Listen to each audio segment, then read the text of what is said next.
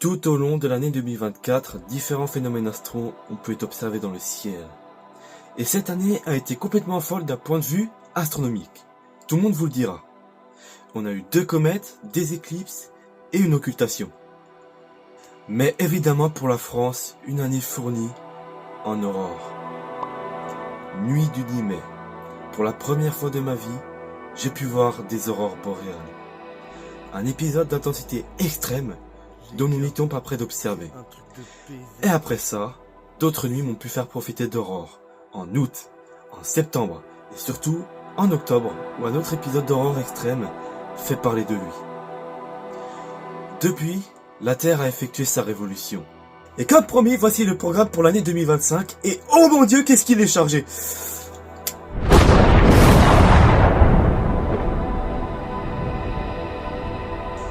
Comme je suis généreux, vous allez me remercier, je vous offre en plus les éphémérides de cette nouvelle année. Le 3 janvier, on retrouve comme chaque année le maximum annuel de l'essaim des quadrantides.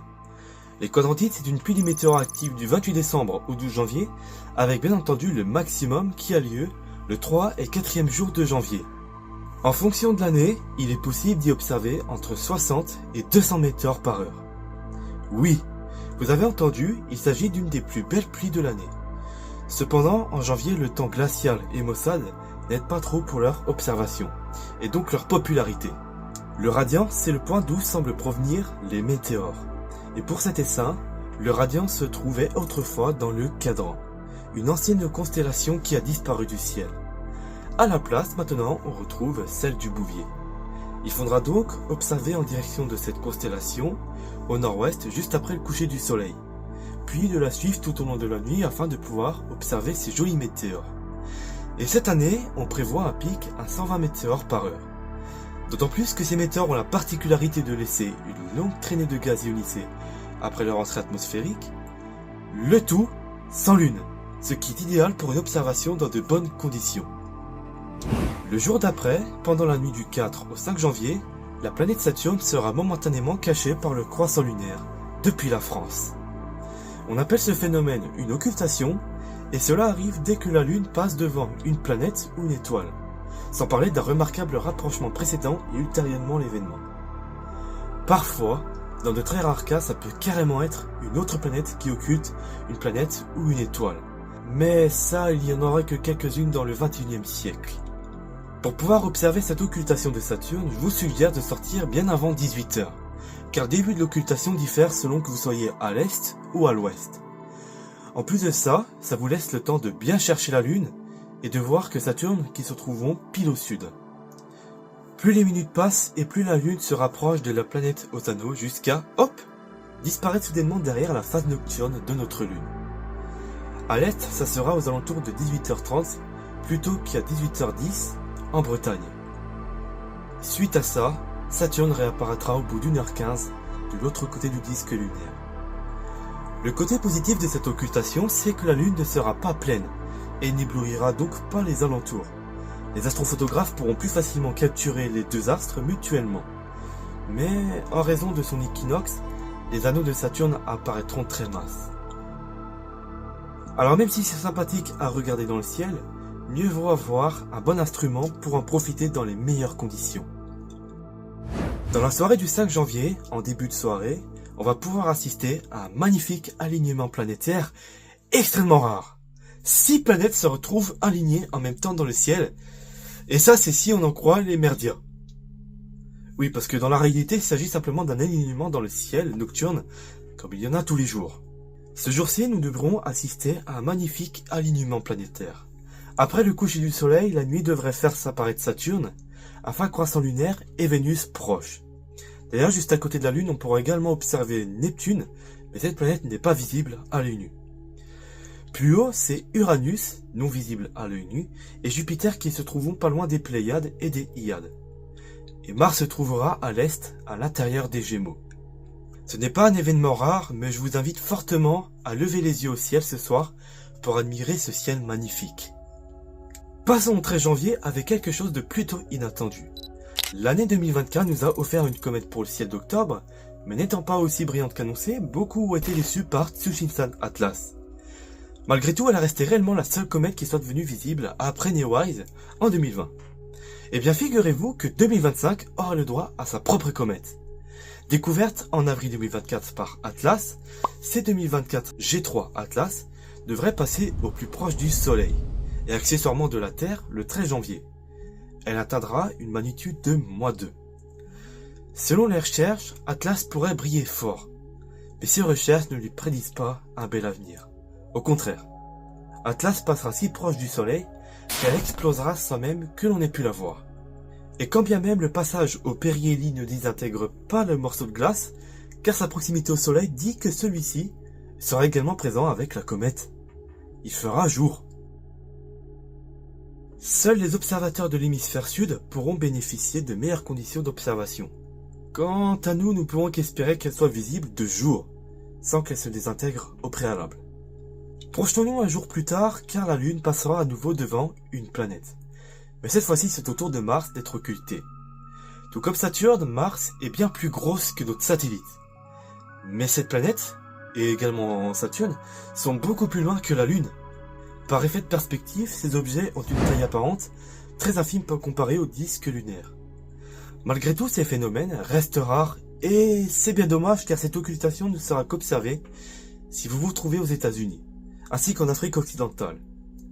Chez nous, dans le ciel français, on va devoir se contenter d'un bon rapprochement vers 5 heures du matin.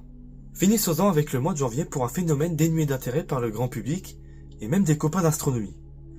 En effet, le 21 janvier, bien avant le lever du jour, à 4h30 du matin, la Lune passera à côté de l'étoile Spica.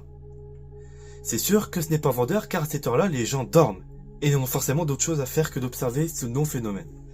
Mais sérieusement, je vous invite forcément à sortir dehors quelques minutes pour en profiter. Car Spica, avec sa magnitude de 0,80, est vraiment resplendissante. D'autant plus que la Lune en passe vraiment proche, ça serait vraiment dommage de passer d'un côté d'un joli rapprochement. On passe maintenant au mois de février pour une occultation, prévue pour le premier jour du mois. Par contre, celle-là n'est pas du tout pour nous, et en voir sa zone de visibilité, personne ne la verra. Enfin si, à part quelques personnes habitant dans l'extrême orient russe. Sinon, c'est à oublier. Si par chance vous êtes dans la zone d'observation, attendez-vous à observer une Saturne méconnaissable, car ces anneaux sont encore resserrés au point que Saturne ressemble à un simple disque pâle à travers les instruments. Mis à part ça, c'est tout pour cette occultation, donc avançons le temps de 9 jours. Le 9 février, un phénomène encore jamais arrivé va se produire. La Lune va pour la première fois passer devant une planète. Oui, encore une occultation, mais cette fois-ci ce n'est pas Saturne qui va disparaître, mais Mars. Cette occultation, alors sans déconner, j'ai vraiment toujours l'impression de dire 2 fois la même chose, ne fera que profiter des habitants du nord de la Terre. Parce que chez nous en France, on va devoir se consoler d'une belle conjonction vers 20 h. Étant quasi pleine, Mars n'aura l'apparence d'un petit point tout timide juste à côté de notre satellite. Passons maintenant au mois de mars pour assister à la première éclipse lunaire de l'année. Vous devez savoir qu'à chaque lunaison, la Lune se retrouve pleine parce qu'elle est alignée avec la Terre et le Soleil. Mais si l'ombre de la Terre est à cet endroit, comment ça se fait que les éclipses lunaires ne sont pas aussi fréquentes? Enfin, je veux dire, comment ça se fait qu'il n'y en a pas tous les mois? Eh bien justement, c'est parce que cet alignement n'est pas parfait. En effet, en raison de l'inclinaison du plan orbital de la Lune comparé à celui de la Terre, fait qu'elle passe tantôt au-dessus ou en dessous. Et là, la Lune est juste pleine. Mais si l'agencement des astres font que la Lune se retrouve alignée derrière la Terre, pile au croisement du plan lunaire et terrestre, notre satellite passera à travers notre ombre. On parle d'éclipse totale lorsque la Lune est entièrement éclipsée, et d'éclipse partielle si elle n'y est pas en entier. Un autre type d'éclipse lunaire, moins connu, sont les pénombrales, car la Lune traverse seulement la pénombre terrestre. Certains disent qu'elle jaunit très légèrement, sinon d'être à peine moins brillante qu'habituellement. Bref, le 14 mars, la Lune passera entièrement dans l'ombre de la Terre. Contrairement à ce qu'on voudrait penser, elle ne va pas disparaître, mais prendra une jolie couleur rouge cuivrée, comme si elle était en train de se lever. Parce que justement, c'est l'atmosphère de notre planète qui l'éclaire de cette manière. La phase de totalité de l'éclipse ne durera que 66 minutes. Cette durée varie en fonction de si elle est centrée ou non dans l'ombre de notre planète. Malheureusement, tout ce blabla ne sera pas utile cette fois-ci car l'éclipse sera difficilement visible depuis la France. En effet, à 5 heures, la Lune rentre dans la pénombre et touchera l'ombre de la Terre à 6h10. À l'est de la France, elle se couchera à 7 heures sans atteindre sa phase de totalité. Cependant, en Bretagne, la Lune se couchera un peu plus tard, vous permettant de voir la Lune un peu plus longtemps. Cette éclipse sera centrée pour l'Amérique tout entière. Accélérons le temps jusqu'au 20 mars pour voir une occultation stellaire. Et oui, comme je l'ai dit précédemment, la Lune peut très bien cacher des planètes, mais aussi des étoiles. Ça d'ailleurs, elle le fait tout le temps, mais avec des étoiles de très faible magnitude. Mais lorsqu'il s'agit de composantes plus brillantes, la fréquence diminue. Dans le Scorpion, on retrouve Antares, l'étoile la plus brillante de la constellation. Mais ce soir-là, peu avant 2h20 du matin, la Lune passera devant l'étoile Fang. Elle réapparaîtra dans l'heure suivante. Comme pour l'occultation de Saturne et accessoirement tous les phénomènes présentés, n'hésitez vraiment pas à sortir 1 heure à l'avant de manière à bien repérer votre ciel et là où se passera le phénomène. Pour le 29 mars, on va avoir le droit d'observer une belle éclipse solaire dans le ciel français. Cette éclipse est un peu différente des autres parce qu'elle ne présente aucune bande de totalité. Mais c'est pas grave parce qu'en France on va pouvoir bénéficier d'une bonne phase partielle, et même plus qu'en 2021 et 2022. Chez nous, l'éclipse commencera à partir de 11h10 pour se terminer peu avant 13h. Nos amis bretons profiteront du meilleur maximum. À midi, 45% de notre soleil sera caché derrière la lune. Et par contre en Corse, vous n'aurez que 15% de phase maximale. Maintenant, si vous souhaitez maximiser vos chances d'observer les prochains phénomènes, je vous suggère d'observer cette éclipse à travers un filtre solaire. Non, sans déconner, je vous avertis, n'observez jamais directement le soleil à l'œil nu. Et encore moins dans un instrument optique. Pour le premier jour du mois d'avril, la lune passera à l'intérieur de l'amas des Pléiades. L'amas des Pléiades, aussi nommé Messier 44, brille plus fort depuis la Terre, pas parce qu'il est brillant, non. C'est surtout parce que les Pléiades sont proches, à seulement 444 années-lumière de nous.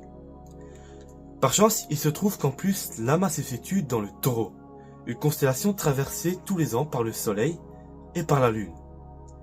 Après le coucher du Soleil, détournez votre regard à l'ouest pour tomber sur la Lune. C'est aux alentours de 23h que le croissant de Lune transitera devant Messier 45 sans pour autant l'éblouir. Franchement, ça vaut vraiment le coup d'œil car c'est plutôt rare et vraiment spécial à observer. Un mois plus tard, le 6 mai, la planète Saturne sera en équinoxe. Sur Terre, vous savez à quoi correspond une équinoxe. C'est là où commence le printemps et l'automne astronomique. La durée du jour est la même pour celle de la nuit en tout point de la planète. Chez Saturne, c'est pareil. Tous les 13,5 ans, soit la moitié d'une année saturnienne, la planète entre en équinoxe. Si j'en parle, c'est parce qu'à ce moment orbital, le plan des anneaux se retrouve aligné avec notre Soleil. Et ça a pour conséquence de faire disparaître ces anneaux. Mais en réalité, le fait que l'orbite de Saturne et de la Terre ne se trouvent pas exactement sur le même plan, fait que l'angle d'inclinaison des anneaux tombera à 0 le 23 mars 2025. Après cet événement, on va faire un bond d'1 mois jusqu'en juin, et là le 9, l'étoile Fang va de nouveau être occultée par la Lune. C'est vrai que je l'ai pas dit jusqu'à maintenant, mais les occultations c'est l'événement par excellence pour deviner la rotation lunaire autour de notre planète. Et oui, quand on la regarde comme ça, dans notre ciel, la Lune semble fixe par rapport au ciel. 29 jours pour faire un tour autour de la Terre, c'est long. Maintenant, si on prend comme repère une étoile brillante proche de la Lune, et qu'on observe la même chose 2 heures plus tard, la Lune semblera s'être déplacée très légèrement à l'est. Dans le ciel, notre satellite se déplace à raison de 1 fois son diamètre chaque heure. Faisons un bond de 2 mois jusqu'en août pour assister à la survenue de 2 phénomènes simultanément le 12 août. Déjà, nous allons rendre visite au rendez-vous annuel de la célèbre pluie des Perséides. Chaque année, entre le 20 juillet et le 25 août, la Terre traverse les débris de la comète Swift-Tuttle. Le pic de l'essaim des Perséides survient durant la nuit du 12 au 13 août, et c'est généralement à cette date-là que l'on retient la nuit des étoiles. L'essaim des Perséides est remarquable de par son activité. Chaque heure, plus d'une centaine de météores peuvent être observés lors de l'apogée. Au-delà de ça, une partie des météores peuvent laisser une impressionnante traînée fluo-ionisée après leur passage. Cette année, on prévoit un taux de 100 météores toutes les heures. Mais notez tout de même que la Lune sera illuminée à 90%. Elle occultera donc la plupart des météores pas assez brillants. Si vous faites attention, vous verrez que tous ces météores semblent provenir de Persée. Et d'ailleurs, ce n'est pas un hasard si les Perséides se nomment tels. C'est parce que son radian est localisé dans la constellation. Continuons dans la journée du 12 août pour s'intéresser à son deuxième phénomène. Et il s'agit d'une conjonction. Une occultation, vous savez, c'est quand un gros astre en cache un plus petit. Eh bien, une conjonction, c'est une occultation ratée. À la fin de l'année 2020, on a eu droit à la superbe conjonction entre Jupiter et Saturne. Cette fois-ci, c'est Jupiter et Vénus qui nous offrent cette conjonction. En étant plus proches l'une de l'autre durant la journée, il faudra soit se lever tard après 3 heures du matin pour observer au nord-est, ou bien attendre après le coucher du soleil à l'ouest. Jupiter et Vénus étant les astres les plus brillants de la nuit, vous ne risquez pas de les louper. Notez tout de même que si à ce moment-là la météo n'est pas favorable, vous aurez le droit à des séances de rattrapage avant et après le 12 août, car ces planètes resteront très proches durant le mois d'août. Dans la matinée du 21 août, juste avant que la nuit s'estompe, si vous regardez à l'est, vous pourriez voir un alignement avec la planète Mercure, Vénus, la Lune et Jupiter très proches. En plus de ces planètes, Saturne se retrouvera en retrait de l'autre côté du ciel. Encore un phénomène tout à fait commun, mais très sympa à regarder et ça je vous le promets. Justement, nous avons terminé avec ce mois d'août, et il est temps de passer au prochain mois. Plus précisément, le 7 septembre, avec la deuxième éclipse totale de l'année. La zone de visibilité recouvre l'Asie, le continent africain, l'Océanie et l'Europe. Oui, cette éclipse totale pourra être observée depuis la France. Celle-ci n'est pas proprement centrée sur l'ombre de la Terre, ce qui fait que la totalité ne durerait que 80 minutes. C'est pas dégueu.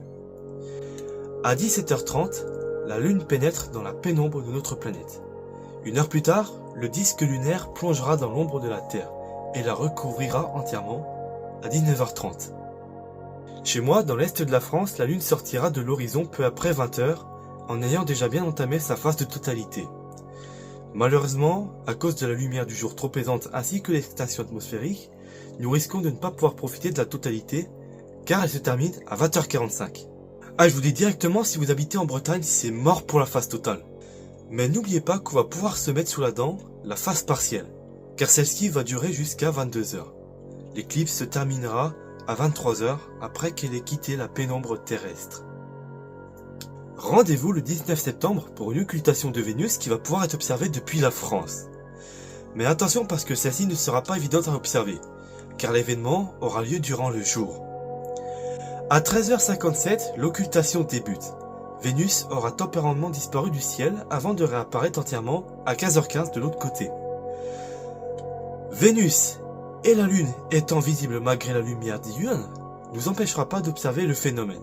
Pour le grand public, c'est mort, mais si vous possédez un instrument optique permettant de zoomer le ciel, l'occultation vous sera accessible. Mais faites extrêmement attention si vous avez prévu de sortir votre télescope parce que le soleil se retrouvera très proche des deux astres. Un coup de vent ou une secousse peut immédiatement pointer votre télescope en direction de celui-ci et vous causer une grave brûlure de la rétine. Du coup, protégez-vous du soleil en faisant en sorte qu'il soit caché par un bâtiment situé à votre gauche, comme le phénomène se passe à droite du soleil. Qui dit éclipse de lune dit éclipse solaire 2 semaines plus tard. Ce n'est pas un hasard, si les astres se retrouvent alignés à un moment, ils le seront 15 jours plus tard à la nouvelle lune. Ce 21 septembre, la deuxième éclipse de soleil va se reproduire sans qu'encore une fois, la phase totale sera absente. Elle passera juste en dessous de la Terre. 3 mois sans qu'aucun phénomène majeur ne se déroule dans le ciel, nous terminons l'année en beauté avec le maximum de la pluie des Géminides, prévu pour la nuit du 14 décembre. Contrairement aux autres pluies de météores, ce n'est pas une comète mais un astéroïde baptisé Phaéton qui est à l'origine de l'essaim des Géminides. Son radian est localisé dans les Gémeaux, il faudra donc lever les yeux entre le nord et l'est après la tombée de la nuit. La Terre traverse annuellement les débris de Phaéton entre le 4 et le 17 décembre. Lors de l'apogée entre le 12 et le 14, plus de 200 météores peuvent être aperçus chaque heure. Cette année, on prévoit un pic de 120 météores par heure, et contrairement aux Perséides, les Géminides ne seront pas gênés par la Lune. Cette pluie est en plus réputée pour leur variété en couleurs, du rouge au bleu, en passant du jaune au vert. Mais par contre, leur lente vitesse fait que seulement 4% des météores provoquent une traînée de gaz ionisé. Et voilà, la liste des événements majeurs s'arrête ici. Il est toujours possible qu'une comète découverte après devienne un événement majeur de l'année, ou qu'une tempête géomagnétique développe des aurores jusqu'en France, comme l'année dernière. Cependant, je ne peux pas prédire ces phénomènes avant qu'ils ne surviennent. Passons maintenant en revue la configuration des astres tout au long de l'année. On va déjà s'intéresser à notre voisine, la Lune, qui sera pleine 12 fois cette année. 2025 compte également 12 nouvelles lunes. Donc déjà, les médias ne pourront pas sortir des articles traitant d'une lune bleue ou d'une lune noire. Par contre, comme chaque année, on va avoir le droit au super fait la Lune. On dit que la Lune est située à 384 000 km de nous. Or, cette distance est une moyenne parce que l'excentricité de l'orbite lunaire la rapproche tantôt à 356 000 km de nous. On appelle ce point son périgée, son apogée l'amenant à plus de 406 000 km de nous. Une superlune, c'est donc lorsque notre satellite se retrouve pleine, en même temps qu'elle se retrouve à son périgée. C'est un terme très populaire en astrologie et malheureusement dans le grand public, alors que, astronomiquement parlant, c'est juste une pleine lune comme les autres, n'étant grosse que de 10% et 30% plus lumineuse. Pour cette année, la première superlune aura lieu le 5 novembre et la seconde, un mois plus tard, le 5 décembre. A l'inverse, deux microlunes, lorsque la lune est à son apogée, se produiront le 13 avril et le 12 mai. Voilà, comme ça vous pouvez vous préparer à canaliser votre haine de la presse du grand public. Intéressons-nous maintenant à Mercure, car cette planète sera régulièrement en élongation cette année.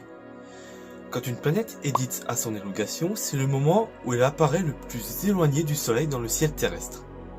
Ça n'arrive qu'aux planètes antérieures à laquelle on se trouve. Par exemple, depuis Saturne, les autres planètes situées avant elle sont antérieures à Saturne. Mercure sera en élongation ouest, donc visible le matin du 21 avril, du 19 août et du 7 décembre.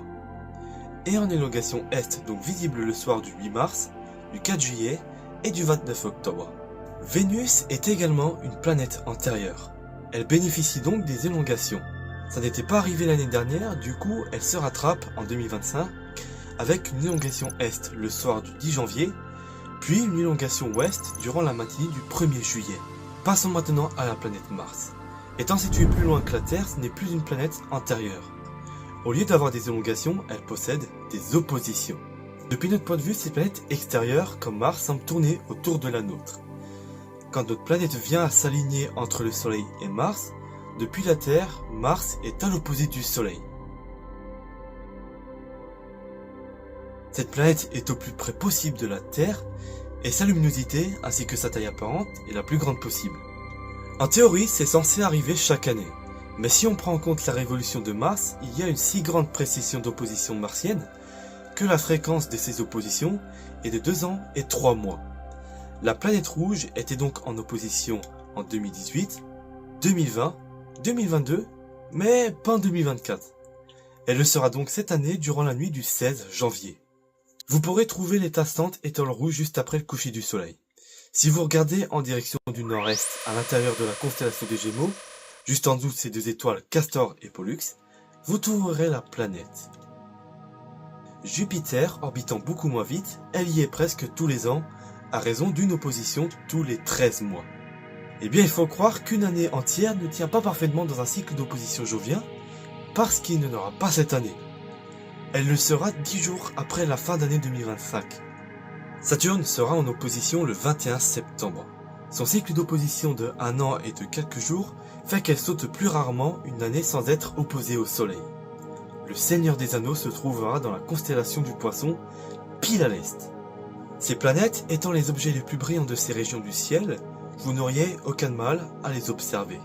N'oublions pas que la Terre tourne autour du Soleil, mais depuis notre point de vue, c'est le Soleil qui semble se déplacer d'ouest en est par rapport aux étoiles en arrière-plan. Plus l'année avance, plus le ciel caché par la lumière du jour se dévoile. L'hiver est la meilleure période pour lever les yeux au ciel. Quand les nuages laissent place au ciel hivernal, plein de constellations et d'objets célestes apparaissent. C'est en ce moment qu'il faut tenter d'observer Sirius, l'étoile la plus brillante du ciel nocturne. Elle apparaît au sud à l'intérieur de la constellation du Grand Chien. Juste en haut, on retrouve Orion avec le célèbre ceinture d'Orion, un astéroïde de 3 étoiles alignées. La nébuleuse d'Orion se trouve juste ici, à côté de Nahir al-Saïf. Depuis la France, c'est la nébuleuse la plus brillante du ciel nocturne, mais cette nébuleuse prend toute sa splendeur avec un télescope. Tout près de la ceinture d'Orion, on retrouve également la nébuleuse de la Flamme et de la Tête de Cheval. En termes d'étoiles, on peut citer Rigel, Bellatrix et surtout Bételgeuse, l'une des plus grosses étoiles connues. Pas loin d'ici, on retrouve le Taureau, connu pour abriter l'amas des Pléiades ainsi que celui des Hyades. Cette étoile nommée Aldébaran semble en faire partie, mais n'appartient pas à l'amas. Les Gémeaux sont aussi cool à regarder, notamment Pollux et Castor, une étoile sextuple. Le Cancer est pas intéressant, mais dans cette constellation, on retrouve également l'amas de la Ruche, Messier 44. Le ciel de printemps n'est pas aussi intéressant que celui d'hiver, car il n'y a pas autant d'étoiles brillantes dans cette région du ciel. Mais je cite tout de même la constellation du Corbeau, de la Coupe, de la Chelure de Bérénice avec l'amas Melotte 111 et de l'Hydre femelle, la plus grosse constellation du ciel nocturne. Dans le Lion, seule Régulus est considérée comme lumineuse. Dans cette constellation, on retrouve le triplet du Lion, un trio de galaxies. N'oublions pas également l'étoile Arcturus, la principale du Bouvier. En été, on retrouve un ciel au moins aussi intéressant qu'en hiver, car c'est la meilleure saison pour observer la Voie lactée. Le centre galactique n'est plus derrière le Soleil et nous offre cette magnifique structure à l'œil nu. La période estivale nous offre l'une des plus belles constellations du ciel nocturne, le Scorpion. Dedans, on retrouve plein de trucs cool à observer comme l'étoile Antares et sa jolie couleur rouge, de ces 3 étoiles, du nuage de Rho au Fichis, illuminé d'ailleurs par Antares, ou bien encore de l'amas Messier 4 ou de l'amas de Ptolémée. À côté du Scorpion, c'est le Sagittaire. Nunki est une très belle étoile de la constellation, mais il faut absolument que je vous parle de la nébuleuse de la Lagune, visible à l'œil nu. Pas loin, nous retrouvons également la nébuleuse Trifide et Messier 24, une zone de concentration stellaire. Et aussi la nébuleuse Oméga. Juste au-dessus d'Oméga, dans une autre constellation, on retrouve la nébuleuse de l'Aigle. C'est l'une des plus célèbres nébuleuses du ciel, grâce à ce petit truc photographié par Hubble en 1995. Mais il reste encore l'amas du Canard sauvage dans l'écule Sobieski, de IC4665 dans le Serpentaire, juste à côté de Sébalré. Plus haut, au zénith, il est possible d'apercevoir un grand astérisme formé par Deneb du Cygne, Vega de la Lyre et Altaïr de l'Aigle. Pas loin d'Altaïr, dans la constellation du Petit Renard, il y a un tout petit rikiki astérisme, celui du Cintre. En automne, c'est la constellation d'Andromède, de Persée et du Pégase qui deviennent bien visibles après la tombée de la nuit. 2 galaxies peuvent être aperçues dans Andromède et Triangulum dans le Triangle. En orientant son regard de l'autre côté vers le nord, tout ce qu'on observe reste visible toute l'année. C'est la propriété du ciel circumpolaire et c'est dans cette région que l'on retrouve bien entendu Polaris, l'étoile polaire. C'est la composante principale de la constellation de la Petite Ourse. Juste à côté, on retrouve encore la Grande Ourse, qui est forcément la constellation la plus connue de tous. Et il y a encore Cassiopée avec sa jolie forme de W, et Céphée. Dans Cassiopée, un joli objet du ciel profond peut être observé. Il ne s'agit pas de 1, mais de 2 amas d'étoiles accolés les uns aux autres. En réalité, ces amas sont séparés de plus de 200 années-lumière, mais depuis notre point de vue, on a l'impression que ces 2 amas se touchent. Et voilà, la vidéo se clôture sur cette phrase, et vous comprenez pourquoi je vous disais que 2025 va être une sacrée chouette année. 2024 était déjà vraiment pas mal en termes d'événements, mais 2025 est vraiment riche. Quand la vidéo se termine, si elle vous a plu, n'hésitez pas à la liker, commenter et partager pour que je sois au mieux référencé. Et si cette vidéo t'a plu, n'hésite pas à t'abonner et activer la cloche de notification pour ne louper aucune de mes nouvelles vidéos. En attendant, faites ce que je vous ai dit et on se retrouve pour une prochaine vidéo. Bonne année!